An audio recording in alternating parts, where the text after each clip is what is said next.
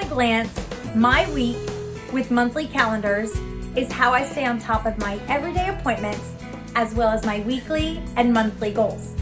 When you first open up the planner, you'll be able to view all the months have their own tab. This is what makes it easy for us to pull up and view a month at a glance. There is plenty of writing space for you to jot down those important dates or holidays. On that same page, there's even more writing space for you to brainstorm or take any notes for that upcoming month.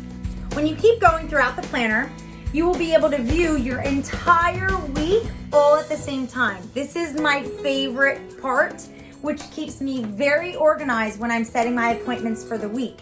When I'm setting an appointment on Wednesday, I know not to overbook because I know what's going on Monday and the rest of the days of the week. We all have 24 hours in a day, so it's how we make the best of it. This planner starts at 8 a.m. and goes all the way to 8:45 p.m. This other yellow QuickNotes section allows us to keep track of our deadlines and priorities for that entire remaining week.